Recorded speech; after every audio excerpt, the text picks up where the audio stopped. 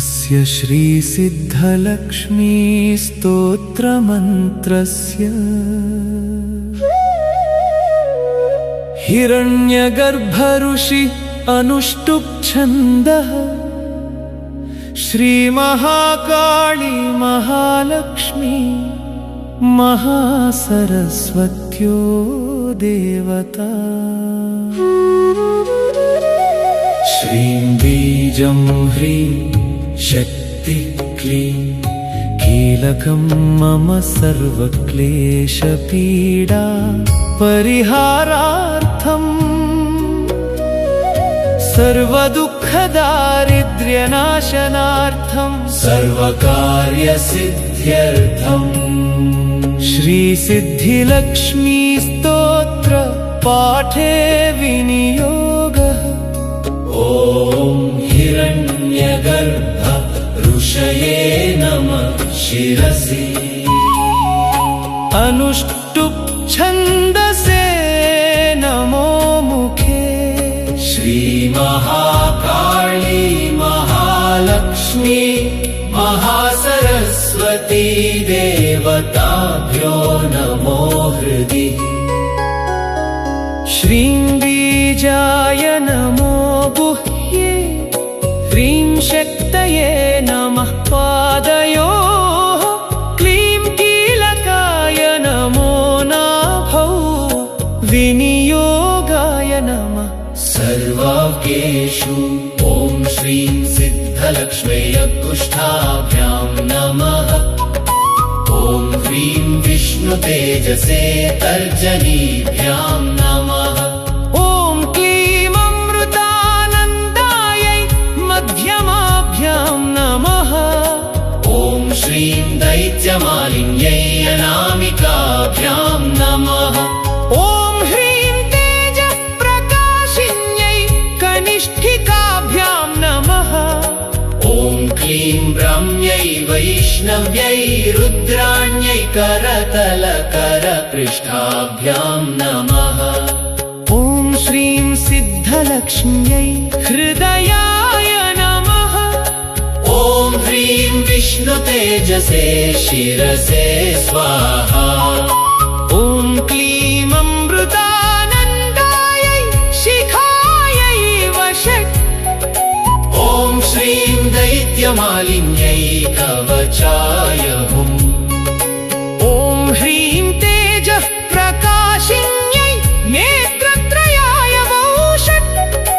ॐ क्लीं ब्राह्म्यै वैष्णव्यै रुद्राण्यै अस्त्राय फट्।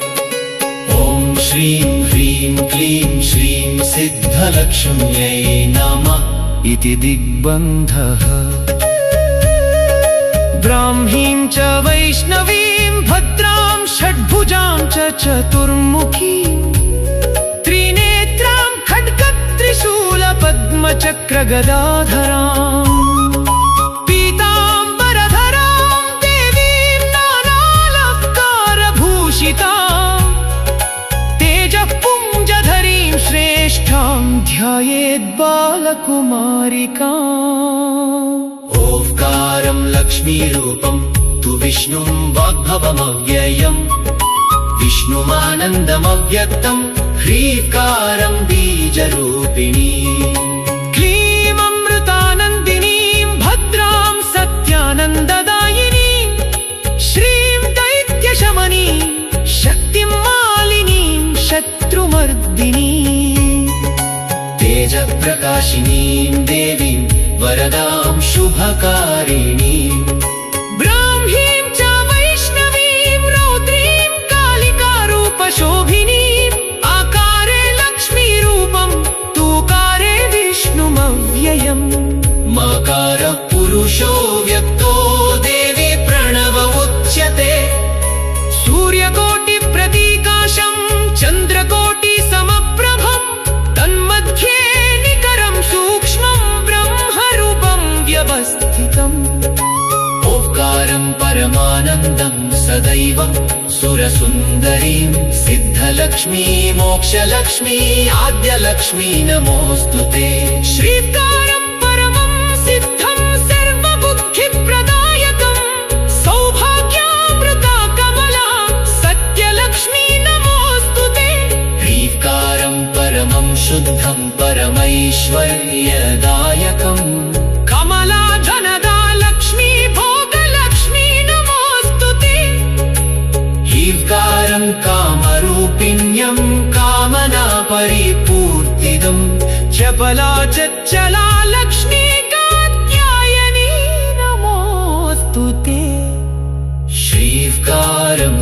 सिद्धिरूपिण्यं सर्वसिद्धिप्रदायकम् पद्माननां जगन्मात्रे अष्टलक्ष्मी नमोऽस्तु ते।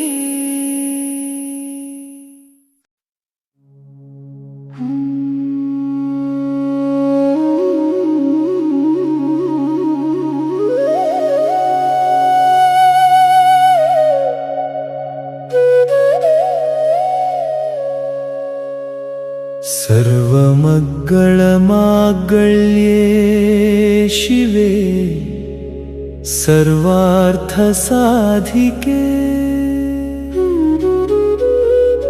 शरण्ये त्र्यम्बके गौरी नारायणी नमोऽस्तु ते।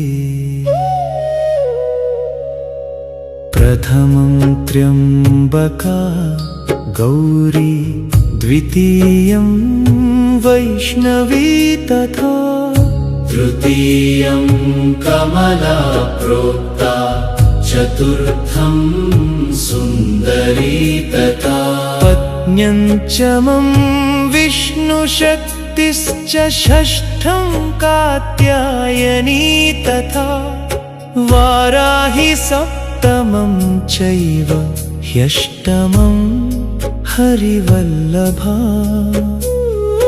नवमं खड्गिनी प्रोक्ता दशमं चैव देविका एकादशं सिद्धलक्ष्मीर्द्वादशं हंसवाहिनी। ॐ श्रीं सिद्धलक्ष्म्यै हृदयाय नमः। ॐ ह्रीं विष्णुतेजसे शिरसे स्वाहा। ॐ क्लीं अमृतानन्दायै शिखायै वषट्। ॐ श्रीं दैत्यमालिन्यै कवचाय हुम्। ॐ ह्रीं तेजः प्रकाशिन्यै नेत्रत्रयाय वौषट्। ॐ क्लीं ब्राह्म्यै वैष्णव्यै रुद्राण्यै अस्त्राय फट्। ॐ श्रीं ह्रीं क्लीं श्रीं सिद्धलक्ष्म्यै नमः इति दिग्विमोकः।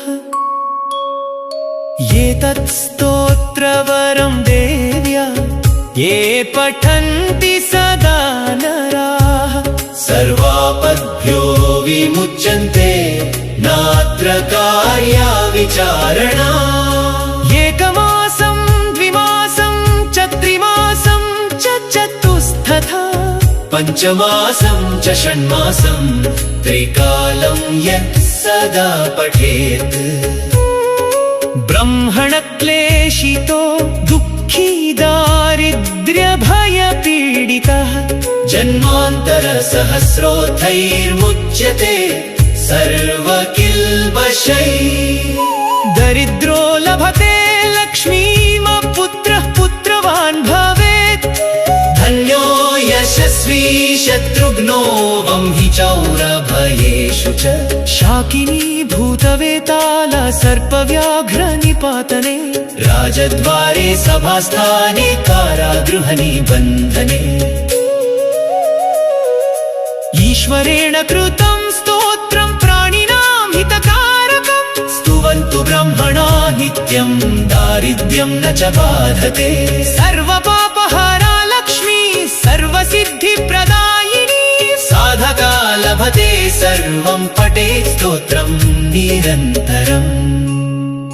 या श्रीः पद्मवने कदम्बशिखरे राजगृहे कुञ्जरे श्वेते चाश्वयुते वृषे च युगले यज्ञे च युपस्थिते शव्खे दैवकुले नरेन्द्रभवने गव्गातटे गोकुले सा श्रीस्तिष्ठतु सर्वदा मम गृहे भूयात् सदा निश्चला। या सा पद्मासनस्था विपुलकटितटी पद्मपत्रायताक्षी गम्भीरावर्तनाभिः स्तनभरनमिता शुद्धवस्त्रोत्तरीया लक्ष्मीर् कीर्तिर्दिव्यैर्गजेन्द्रैर्मणिगणखचितैः स्नापिता हेमकुम्भैः नित्यं सा पद्महस्ता मम वसतु गृहे सर्वमाङ्गल्ययुक्ता इति श्रीब्रह्मपुराणे ईश्वर-विष्णु-संवादे श्रीसिद्धलक्ष्मी स्तोत्रम्।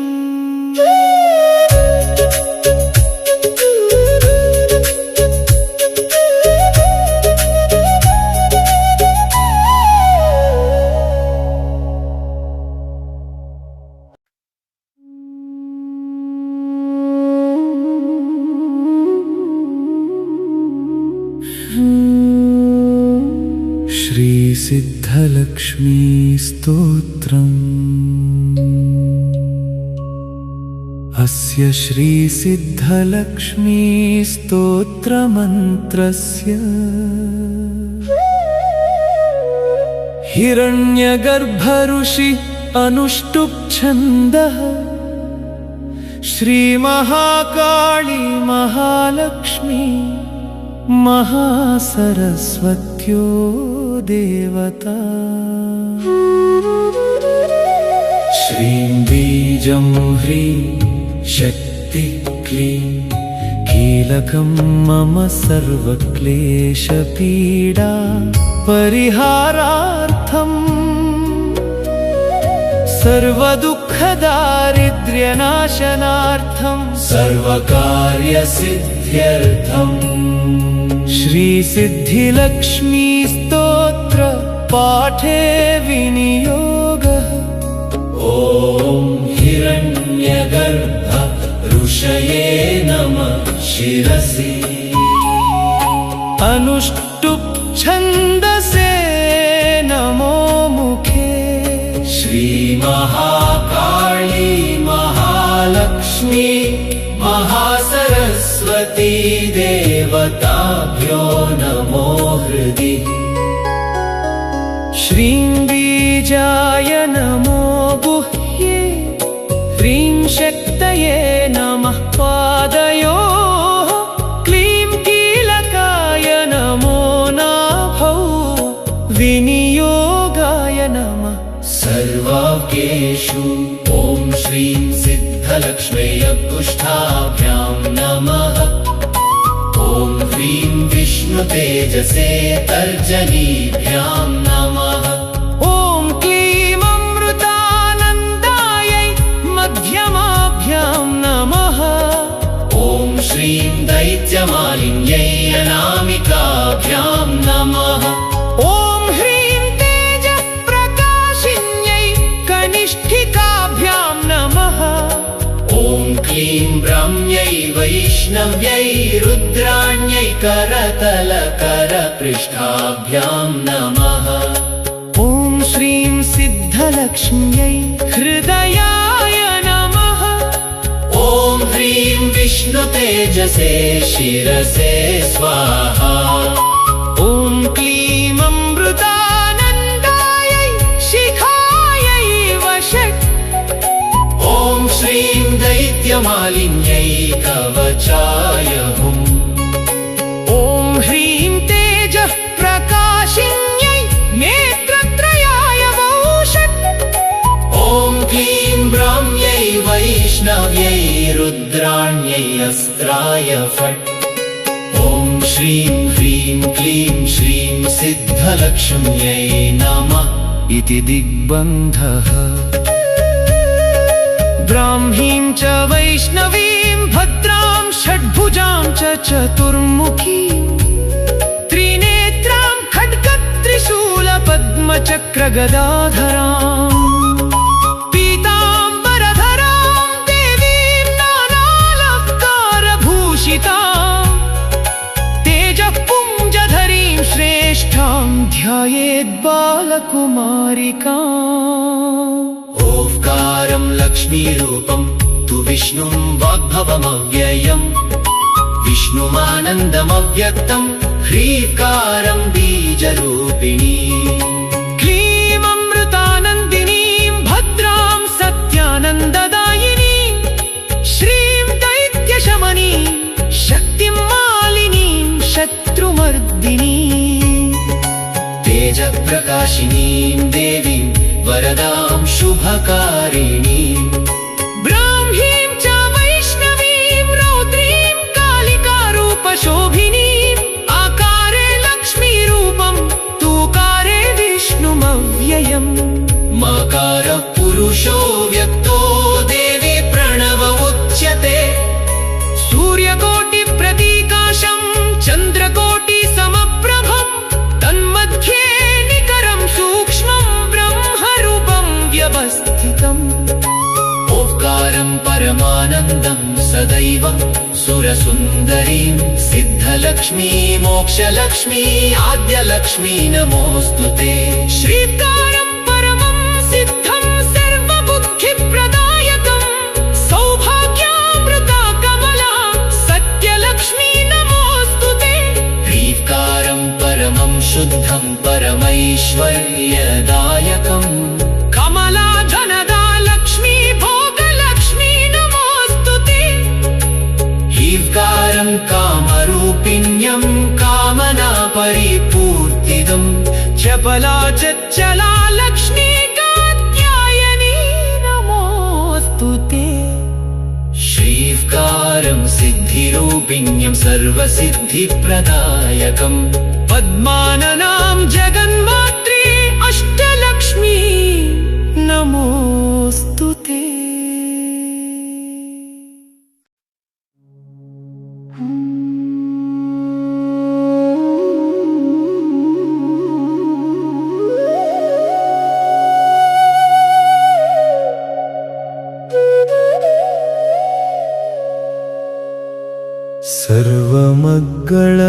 सर्वमङ्गलमाङ्गल्ये शिवे सर्वार्थसाधिके शरण्ये त्र्यम्बके गौरी नारायणी नमोऽस्तुते प्रथमं त्र्यम्बका गौरी द्वितीयं वैष्णवी तथा तृतीयं कमला प्रोक्ता चतुर्थं सुन्दरी तथा पञ्चमं विष्णुशक्तिश्च षष्ठं कात्यायनी तथा वाराहि सप्तमं चैव ह्यष्टमं हरिवल्लभा नवमं खड्गिनी प्रोक्ता दशमं चैव देविका एकादशं सिद्धलक्ष्मीर्द्वादशं हंसवाहिनी ॐ श्रीं सिद्धलक्ष्म्यै हृदयाय नमः ॐ ह्रीं विष्णुतेजसे शिरसे स्वाहा ॐ क्लीं अमृतानन्दायै शिखायै वषट् ॐ श्रीं दैत्यमालिन्यै कवचाय हुम् ॐ ह्रीं तेजः प्रकाशिन्यै नेत्रत्रयाय वौषट् ॐ क्लीं ब्राह्म्यै वैष्णव्यै रुद्राण्यै अस्त्राय फट् ॐ श्रीं ह्रीं क्लीं श्रीं सिद्धलक्ष्म्यै नमः इति दिग्विमोकः एतत् स्तोत्रवरं देव्या ये पठन्ति सदा नराः सर्वापद्भ्यो विमुच्यन्ते नात्र कार्या विचारणा एकमासं द्विमासं च त्रिमासं च चतुस्तथा पञ्चमासं च षण्मासं त्रिकालं यत् सदा पठेत् ब्रह्मणक्लेशितो दुःखी दारिद्र्यभयपीडितः जन्मान्तरसहस्रोऽर्थैर्मुच्यते सर्वकिल्बषैः दरिद्रो लभते लक्ष्मीं पुत्रः पुत्रवान् भवेत् मम हि चौरभयेषु च शाकिनी भूतवेताल सर्पव्याघ्रनिपातने राजद्वारे सभास्थाने कारागृहनिबन्धने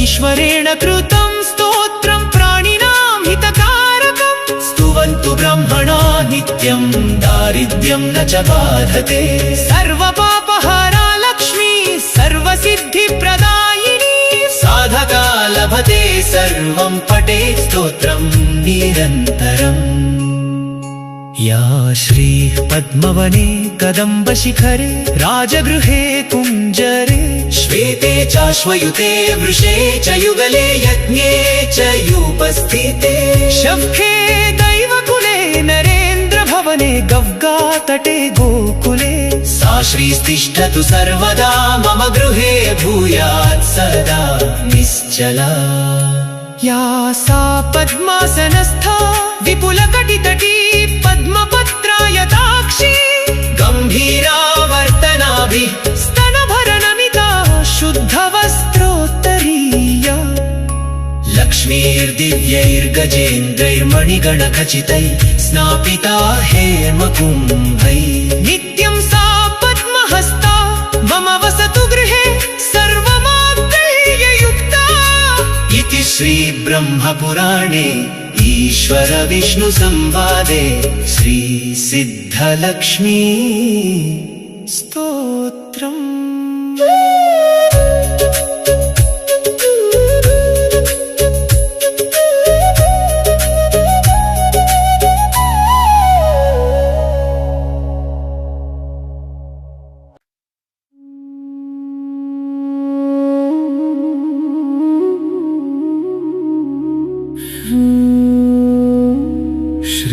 श्रीसिद्धलक्ष्मी स्तोत्रम्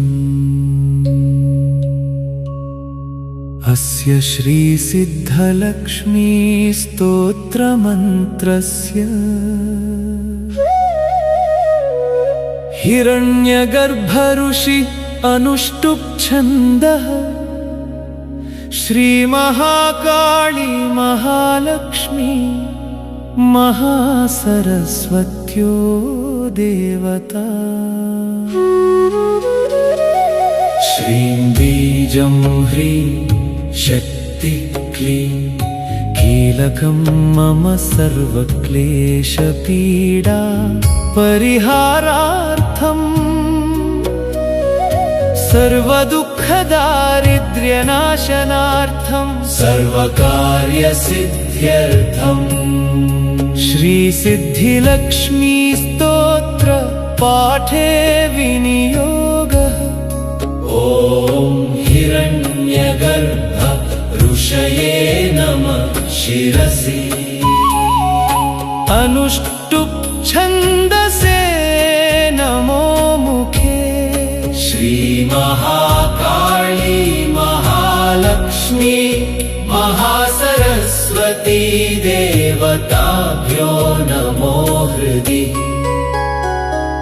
श्रीं बीजाय नमो गुह्ये ह्रीं शक्तये नमः पादयोः क्लीं कीलकाय नमो नाभौ विनियोगाय नमः सर्वाकेषु ॐ श्रीं सिद्धलक्ष्म्यै कुष्ठाभ्यां नमः ॐ ह्रीं विष्णुतेजसे तर्जनीभ्यां नमः ॐ क्लीं अमृतानन्दायै मध्यमाभ्यां नमः ॐ श्रीं दैत्यमालिन्यै अनामिकाभ्यां नमः ॐ ह्रीं तेजप्रकाशिन्यै कनिष्ठिकाभ्यां नमः ॐ क्लीं ब्रह्म्यै वैष्णव्यै रुद्राण्यै करतलकरपृष्ठाभ्यां नमः ॐ श्रीं सिद्धलक्ष्म्यै हृदयाय नमः ॐ ह्रीं विष्णुतेजसे शिरसे स्वाहा ॐ क्लीं अमृतानन्दायै शिखायै वषट् ॐ श्रीं दैत्यमालिन्यै कवचाय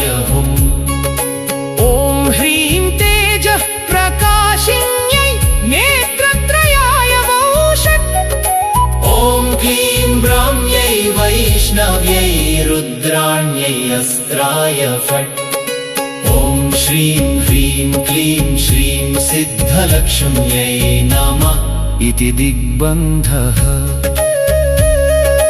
ब्राह्मीं च वैष्णवीं भद्रां षड्भुजां च चतुर्मुखीं त्रिनेत्रां खड्गत्रिशूलपद्मचक्रगदाधराम् पीताम्बरधरां देवीं नानालङ्कारभूषितां तेजःपुञ्जधरीं श्रेष्ठां ध्यायेद्बालकुमारिकाम् ओंकारं लक्ष्मीरूपं तु विष्णुं वाग्भवमव्ययम् विष्णुमानन्दमव्यक्तं ह्रीकारं बीजरूपिणी क्लीं अमृतानन्दिनीं भद्रां सत्यानन्ददायिनीं श्रीं दैत्यशमनीं शक्तिं मालिनीं शत्रुमर्दिनीं तेजप्रकाशिनीं देवीं वरदां शुभकारिणीम् ब्राह्मीं च वैष्णवीं रौद्रीं कालिकारूपशोभिनीम् आकारे लक्ष्मीरूपं तूकारे विष्णुमव्ययम् मकारः पुरुषो व्यक्तो देवी प्रणव उच्यते सूर्यकोटिप्रतीकाशं चन्द्रकोटिसमप्रभं तन्मध्ये निकरं सूक्ष्मं ब्रह्मरूपं व्यवस्थितम् ओंकारं परमानन्दं सदैव सुरसुन्दरीं सिद्धलक्ष्मी मोक्षलक्ष्मी आद्यलक्ष्मी नमोऽस्तु ते श्रीकारं परमं सिद्धं सर्वबुद्धिप्रदायकं सौभाग्यामृता कमला सत्यलक्ष्मी नमोऽस्तु ते ह्रीकारं परमं शुद्धं परमैश्वर्यदायकम् कमला धनदा लक्ष्मी भोगलक्ष्मी नमोऽस्तु ते ह्रीकारं कामरूपिण्यं कामना परिपूर्तिदम् चपला चञ्चला लक्ष्मी कात्यायनी नमोऽस्तु ते श्रीकारं सिद्धिरूपिण्यं सर्वसिद्धिप्रदायकम् पद्माननां जगन्मात्रे अष्टलक्ष्मी नमोऽस्तु ते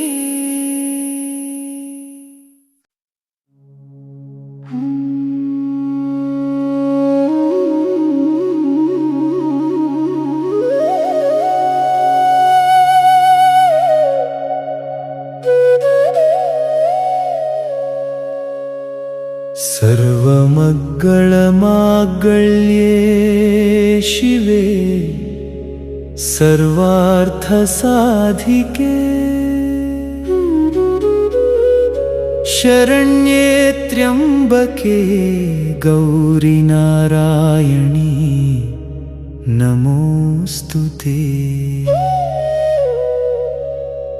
प्रथमं त्र्यम्बका गौरी द्वितीयं वैष्णवी तथा तृतीयं कमला प्रोक्ता चतुर्थं सुन्दरी तथा पञ्चमं विष्णुशक्तिश्च षष्ठं कात्यायनी तथा वाराहि सप्तमं चैव ह्यष्टमं हरिवल्लभा नवमं खड्गिनी प्रोक्ता दशमं चैव देविका एकादशं सिद्धलक्ष्मीर्द्वादशं हंसवाहिनी ॐ श्रीं सिद्धलक्ष्म्यै हृदयाय नमः ॐ ह्रीं विष्णुतेजसे शिरसे स्वाहा ॐ क्लीं अमृतानन्दायै शिखायै वषट् ॐ श्रीं दैत्यमालिन्यै कवचाय हुम् ॐ ह्रीं तेजः प्रकाशिन्यै नेत्रत्रयाय वौषट् ॐ क्लीं ब्राह्म्यै वैष्णव्यै रुद्राण्यै अस्त्राय फट्। ॐ श्रीं ह्रीं क्लीं श्रीं सिद्धलक्ष्म्यै नमः इति दिग्विमोकः। एतत् स्तोत्रवरं देव्या ये पठन्ति सदा नराः सर्वापद्भ्यो विमुच्यन्ते नात्र कार्या विचारणा। एकमासं द्विमासं च त्रिमासं च चतुस्तथा पञ्चमासं च षण्मासं त्रिकालं यत् सदा पठेत्। ब्रह्मणक्लेशितो दुःखी दारिद्र्यभयपीडितः जन्मान्तरसहस्रोत्थैर्मुच्यते सर्वकिल्बिषैः। दरिद्रो लभते लक्ष्मीमपुत्रः पुत्रवान् भवेत्। धन्यो यशस्वी शत्रुघ्नो वंहि चौरभयेषु च। शाकिनी भूतवेताल सर्पव्याघ्रनिपातने राजद्वारे सभास्थाने कारागृहनिबन्धने। ईश्वरेण कृतं स्तोत्रं प्राणिनां हितकारकम् स्तुवन्तु ब्रह्मणा नित्यं दारिद्र्यं न च बाधते। सर्वपापहरा लक्ष्मी सर्वसिद्धिप्रदायिनी साधका लभते सर्वं पठेत् स्तोत्रं निरन्तरम्। या श्रीः पद्मवने कदम्बशिखरे राजगृहे कुञ्जरे श्वेते चाश्वयुते वृषे च युगले यज्ञे च युपस्थिते। शङ्खे दैवकुले नरेन्द्रभवने गव्गातटे गोकुले सा श्रीस्तिष्ठतु सर्वदा मम गृहे भूयात् सदा निश्चला। या सा पद्मासनस्था विपुलकटितटी पद्मपत्रायताक्षी गम्भीरावर्तनाभिः स्तनभरनमिता शुद्धवस्त्रोत्तरीया। लक्ष्मीर्दिव्यैर्गजेन्द्रैर्मणिगणखचितैः स्नापिता हेमकुम्भैः। नित्यं सा पद्महस्ता मम वसतु गृहे सर्वमाङ्गल्ययुक्ता। इति श्रीब्रह्मपुराणे ईश्वर विष्णु संवादे श्रीसिद्धलक्ष्मी स्तोत्रम्।